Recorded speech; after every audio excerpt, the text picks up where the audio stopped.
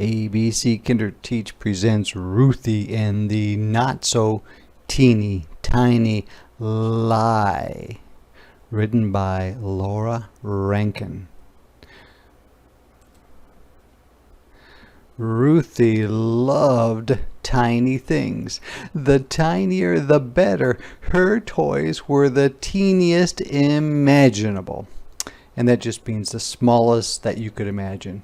She had Dinky, or very small, dinosaurs, itty-bitty trains, ponies no bigger than your pinky, your smallest finger, and teddy bears that were barely there. Okay, let's see. There's the dinosaur. There's the itty bitty train is right there. The ponies, where are the? Oh, there are the ponies right there. Ruthie loved finding tiny treasures or things that she liked too. At the beach, she searched for the smallest seashells. The flowers she picked were no bigger than berry wings. She even had an eggshell from a hummingbird, which is the smallest egg you can have in a bird. And wherever Ruthie went, she carried some teeny thing in her pocket. And there's Ruthie right there. One day at school recess, after jump rope and swings, Ruthie took a turn on the twirling bar. And there's the twirling bar. Right there. When she landed, she saw something in the grass right there. It was a tiny box with a teensy window and an even tinier button on top. She couldn't believe her luck. It was a teeny tiny camera. What do you think she's going to do with the camera? Oh, she's going to run over to the teacher and give it to her because somebody lost it. You think that's going to happen? Ruthie looked through its little window. Then she pressed the button on top to take a picture. Click! Just like a real camera. This was absolutely the best thing Ruthie had ever found, and it was hers. Click! Click! She tried it out every which way. Say cheese, clouds. Click.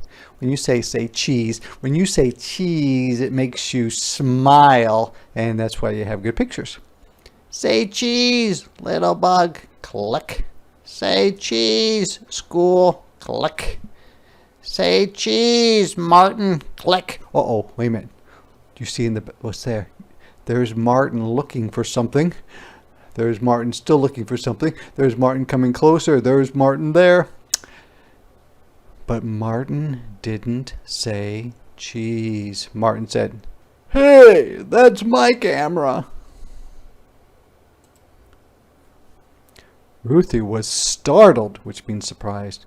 "No, it's not. It's mine." "Give it to me," said Martin. "It's mine."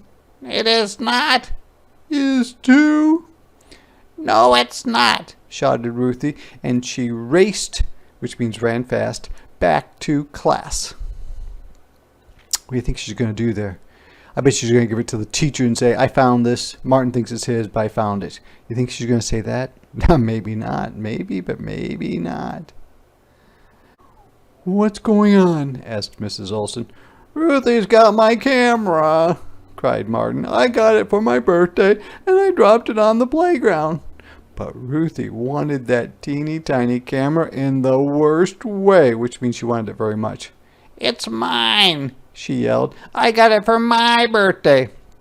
Well, that wasn't true at all. Not one teeny tiny bit. Mrs. Olson looked at Martin. She looked at Ruthie. "Goodness, this is a problem," she said. "The camera can't belong to both of you. I'll keep it safe in my desk drawer for now. Let's talk about it again tomorrow." Ruthie's stomach flip-flopped all the rest of the day. Flip-flop means she felt nervous or worried. She couldn't remember the answer to 2 + 2. When Mrs. Olson read a story, every word flew straight out the window, which means she couldn't pay attention. The bus ride home took forever. Took forever just means that she wanted to get home right away, and it was only going its regular speed. "Hi, Ruthie," said Mama. "How was school?" Okay," mumbled Ruthie. And mumbled is when you say it in a low voice like, "Okay." Dinner was macaroni and cheese, Ruthie's favorite, but she couldn't eat not one little bite. "Aren't you feeling well?" asked Papa. "I'm not hungry," she said. At bedtime, Ruthie was close to tears. She was so upset because of the problem with the camera, and I don't know if she's upset because she wants the camera so bad or she feels bad about lying. We'll have to find out, won't we? "What's the matter?" asked Mama. So Ruthie told Mama and Papa the whole story. "What do you think went wrong?" asked Papa. "I said it was my camera," cried Ruthie, "but it's not." "It's going to be okay," said Papa. "You made a mistake and tomorrow you can fix it. I think Mrs. Olson and Martin will understand." And look how upset she is. But the next morning, Ruthie could barely eat. Maybe Mrs. Olson wouldn't understand. Maybe Ruthie would have to sit in the timeout corner. Maybe Martin would never talk to her again. Maybe no one would ever talk to her again, and not one teeny tiny word. The school bell was about to ring. Ruthie took a deep breath and began the long walk to the front of the room. Mrs. Olson's desk seemed very far away, which means she felt like she was really nervous about going up to the front of the room. "Good morning, Ruthie," said Mrs. Olson. "I have something to tell you," said Ruthie in a very small voice, which means not very loudly. "The camera isn't mine. I didn't get it for my birthday. I found it on the playground." Mrs. Olson didn't make her sit in the timeout corner. She didn't even look mad. Instead, she gave Ruthie a hug and kissed the top of her head. "Thank you for telling the truth," said Mrs. Olson. "That took a lot of courage," which means she was very brave. "I'm very sorry, Martin," said Ruthie. "It's okay," said Martin.